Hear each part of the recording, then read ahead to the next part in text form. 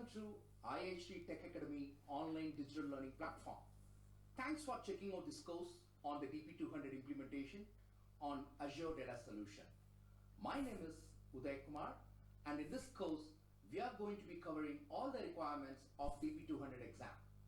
DP200 is a data implementation exam. That means we are going to be focusing on the data technologies of Microsoft Azure and actually how to create them, implement them, and manage them.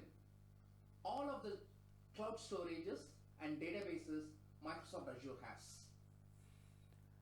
As you have a better understanding right now about the DP200 exam, it's one of the exams of two that together make up the Azure Data Engineer Associate certification.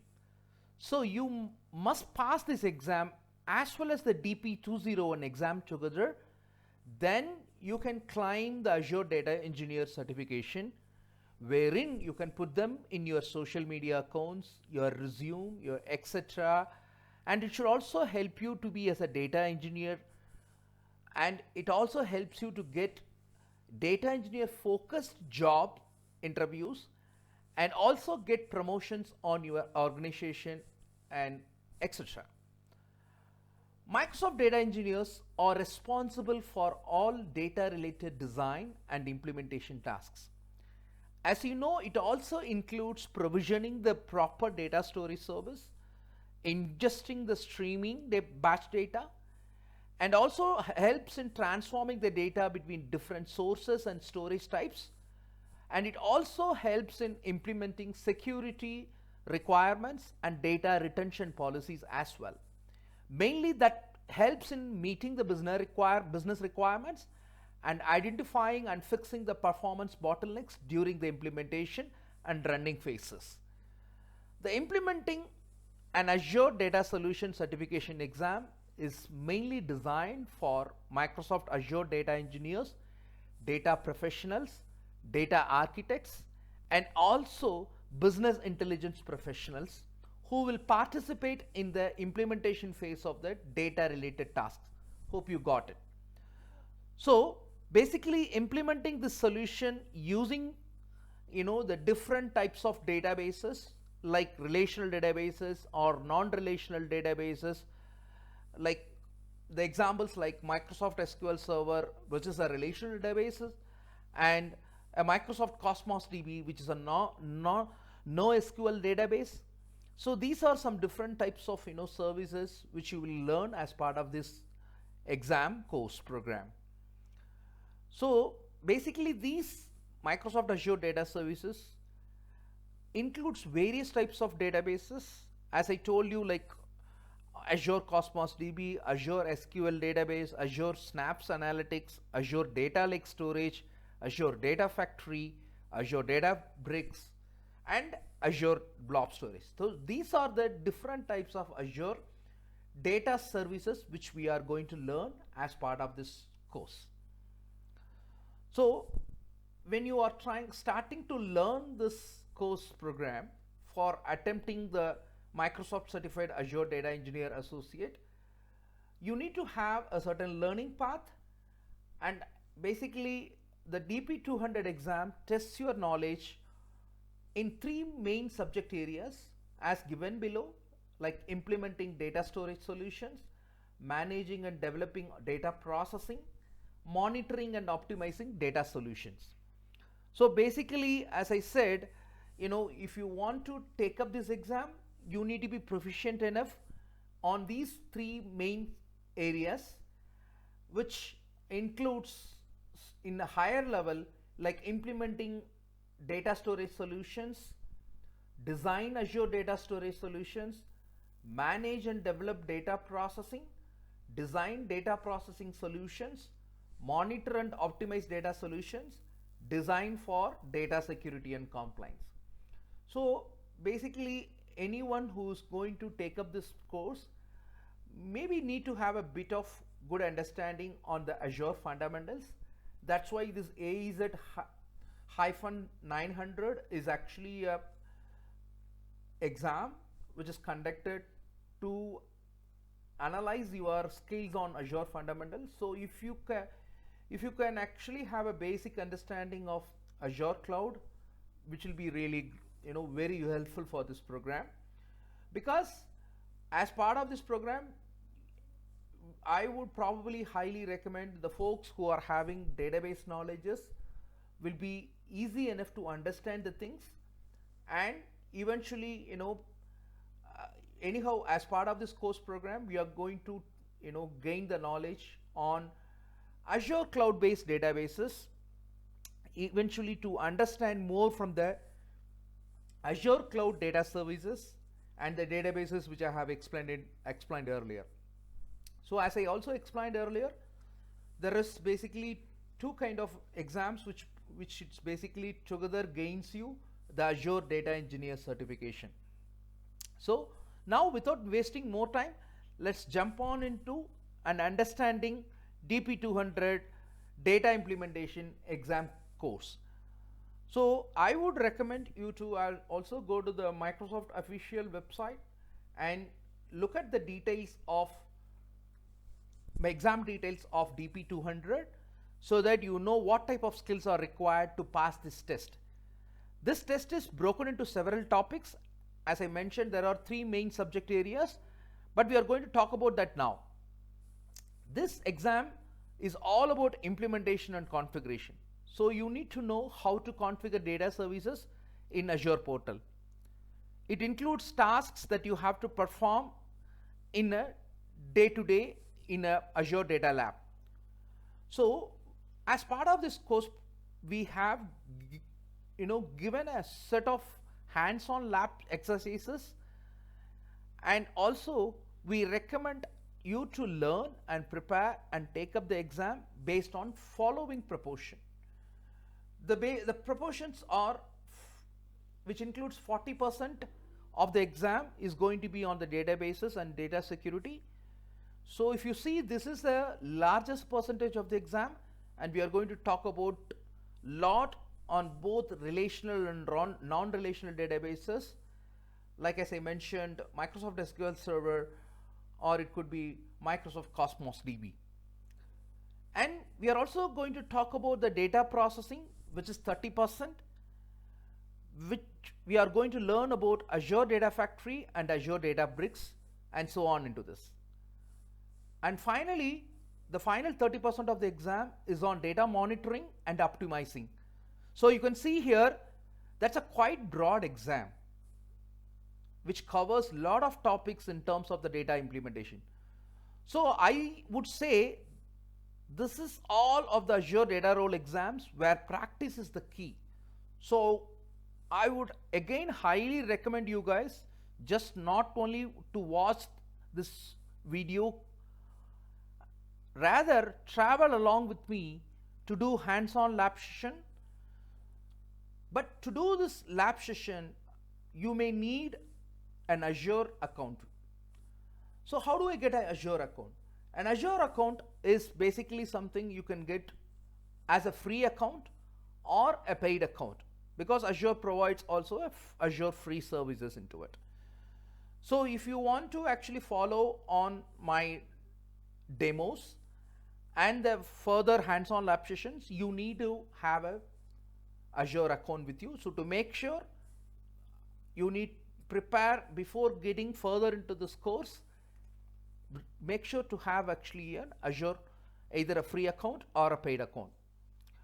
And basically, to have a good understanding on this particular Azure program, especially DP200, you may need to have some sort of a database background.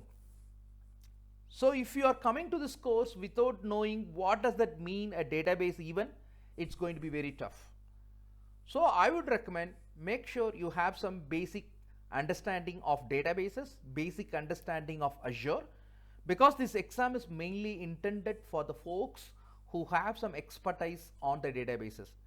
Having said that, you don't need to have a complete Azure cloud related background or maybe Azure cloud related database knowledge, because as part of this course, we are going to learn the Azure cloud databases and mainly all the services which are required actually as part of the implementation. So basically I would recommend you guys to have some basic knowledge on database, which makes easy to understand the data implementation coming on. So without wasting more time, let's jump on and understand by starting with actually an Azure overview. So what is basically an Azure?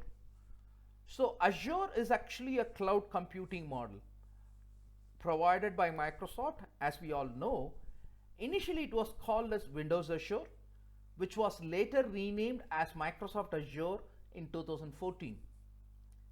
What is an Azure cloud computing platform looks like actually?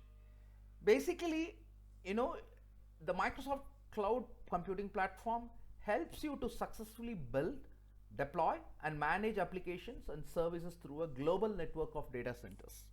So Microsoft has a lot of data centers across. As we speak right now, there is about close to 65 plus data centers which are available.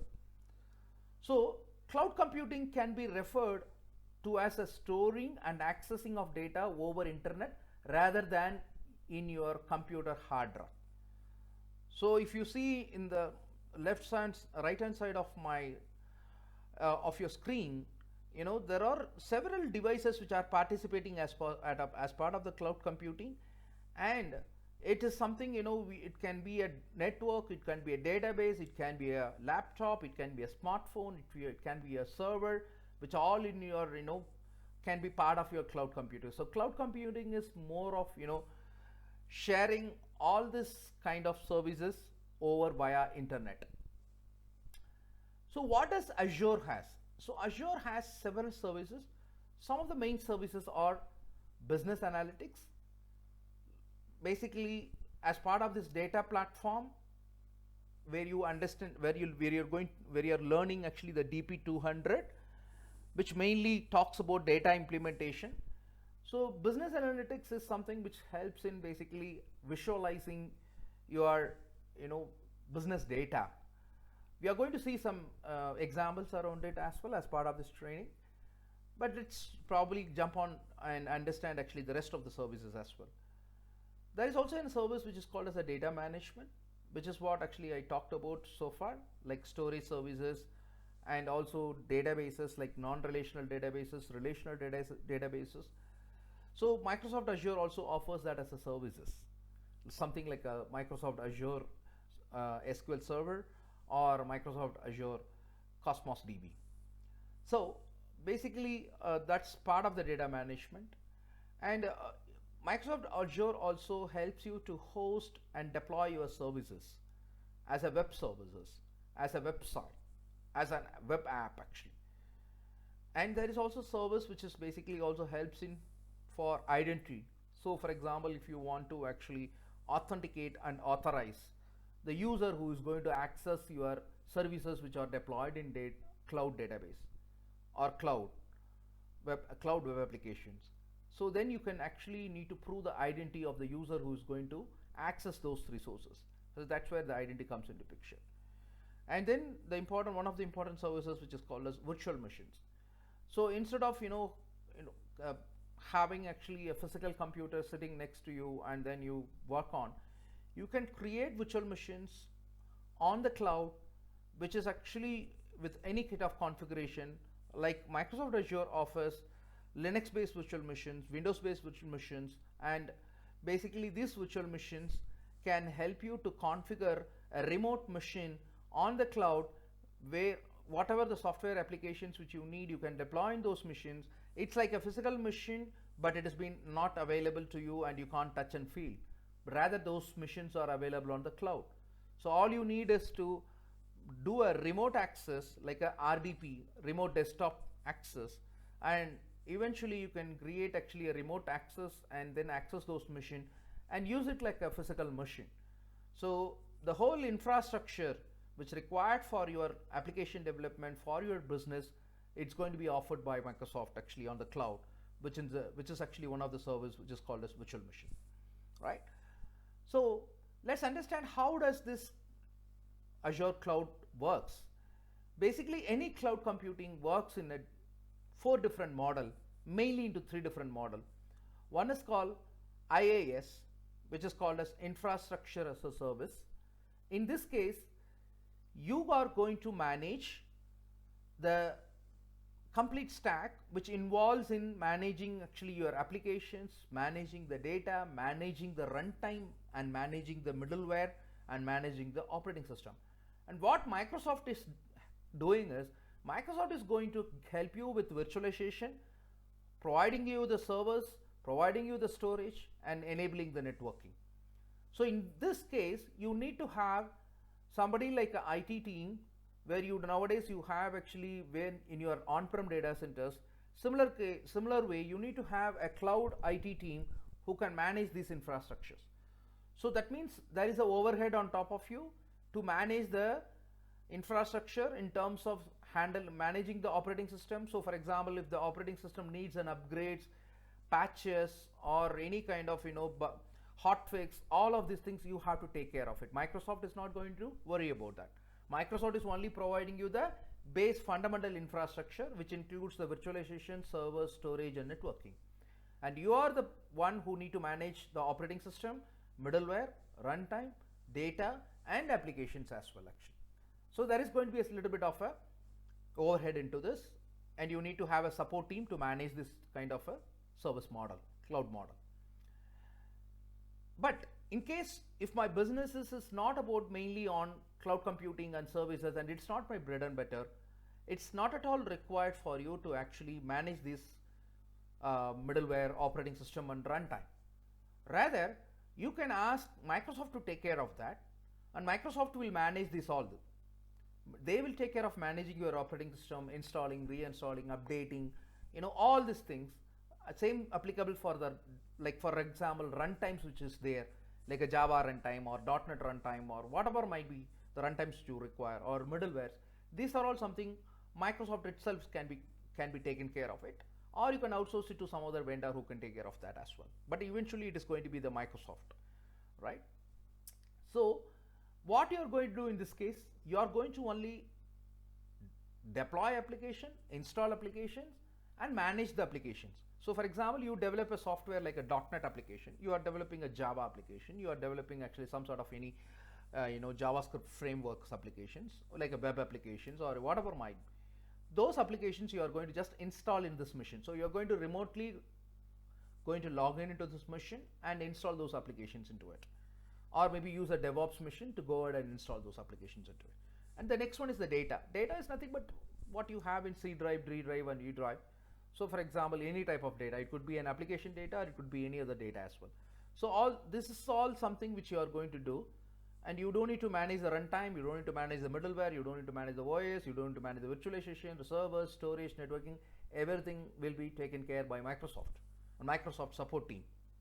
And in this, there is no overhead, because you are mainly going to focus only on managing the application. Take an example, somebody like Zomato.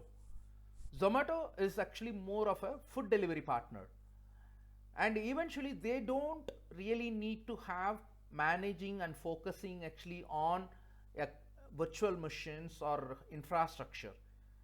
They basically need to successfully run their application, which is the food delivery app, and host it and manage the data.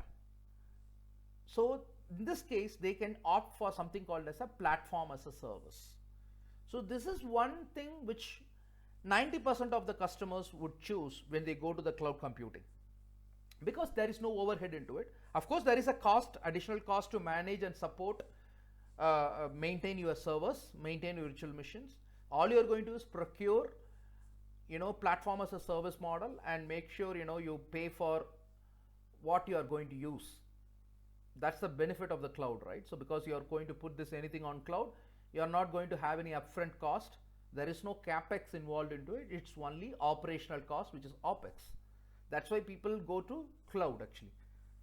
Cloud is something like a magic, where anytime you can horizontally or vertically scale, and your maintenance has been taken care by Microsoft. All you are going to do is just go and deploy your applications and run your applications. Like for example, if you take in your left hand side, Currently, in the traditional way of managing the applications in your on-prem data centers, you are responsible for doing all these things. So as a packed software, you need to have manage the virtual machine, virtualization, servers, storage, networking, middleware, runtime, data, application. So everything is been actually under your heads. So you need to have a IT team who actually takes care of all these things to run your application successfully 365 days, 24 bar 7, 52 weeks successfully. So that's where the platform as a service, which is a cloud model, which helps you to avoid these infrastructural management, which is not your business bread and butter. Rather, you can focus on your business, which, as I given an example about Zomato. And another model is called a software as a service model. The very good example is here nothing is managed by you. You are not going to manage the application, you are not going to manage the data, runtime, middleware, nothing. And rather, actually, you are going to run a software as a service. There are so many software as a service which are available. One great example is Microsoft Office 365, which doesn't require any type of installation in your local machine. You don't need to have a Microsoft Office no more installed physically in your machine and maintain and manage and update that. Rather, all you need to do is subscribe to an Office 365, access your complete Office 365 softwares like Word, Excel, PowerPoint, Outlook, all of them wherever you go. So wherever you go, this Office 365 is available to you. You don't need to carry your physical machine all the way wherever you are going. All you need is a machine which is with an internet connected.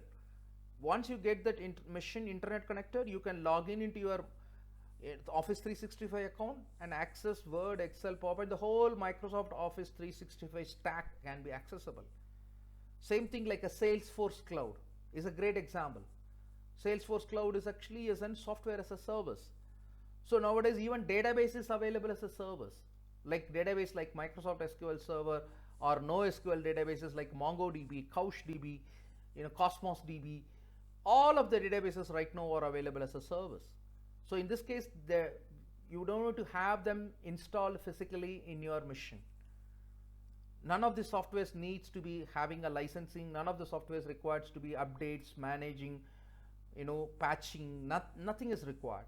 It's all about subscription, and you are going to access the software on the fly, on the air, wherever you want it, actually, wherever you need to access it. So that is the benefit of software as a service. And nowadays most of the softwares are available as a software as a service. So without further delay, let's go and see a demo of how basically an Azure portal looks like and what it takes actually to have an Azure account, and eventually what are the different services. So that are something which you are going to understand as part of the demo. So as I said earlier, before actually jumping on doing this hands-on lab session, you need to have an Azure free account. So make sure to get an Azure free account. So eventually what it requires is basically you need to have something like this, which is eventually the Azure portal. So this is something called as a management portal, which is called as portal.azure.com. So you need to log into this portal by entering into this. There is also a shell. There is also a cloud shell available. So to getting into the cloud shell, so you need to go to cloud.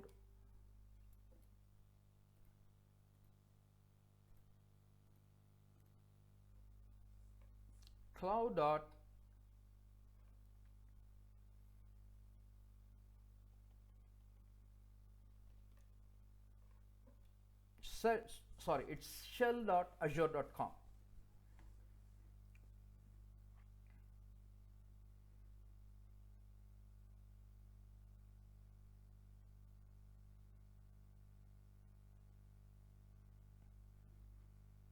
So it's going to take a little bit of time, depends on your internet bandwidth. So I have actually slightly poor bandwidth today, so could be the reason we might be having actually a slight delay on loading the cloud shell. but otherwise it should be thick and faster. So you can see here, so as soon as you land into this is the landing page of the uh, Azure portal. So either you can use this visual shell, visual portal, the dashboard, or you can use actually a Cloud Shell. So here it asks you two options. One is PowerShell or Bash. So if you are comfortable with any one of the shell, Cloud Shell, you can go to the, for example, I can get into Bash. So as soon as it gets into it, asks you actually what kind of subscription you require, and eventually you can it asks you you have, and it also asks you to create a storage into it. So as soon as you say create storage, it's going to basically help you to get into the Cloud Shell, because Cloud Shell is like a temporary virtual machine, like a bastion. It's like a bastion for you. So it gives you access to the cloud through command prompt. It's called Cloud CLI, which is called command line interface. So it gives you like a typical command line interface where you can run the commands and basically access all the services. So you may need some kind of a knowledge and expertise to basically have access to the understand Cloud Shell and work with the Cloud Shell to access the Microsoft Azure services. Rather, I would recommend actually to start with the portal.azure.com, which is actually a UI dashboard. So here, for example, that there are different types of services which is currently getting listed. There's few services, but if you click on more services, you will be seeing all the Microsoft Azure services which are available right now. So whatever the Azure services which are supported as of today, there are plenty of Microsoft Azure services which you can see from the right side. There are different categories like general, compute, networking, storage, website, mobile, containers, databases. So for example, we are more interested towards databases.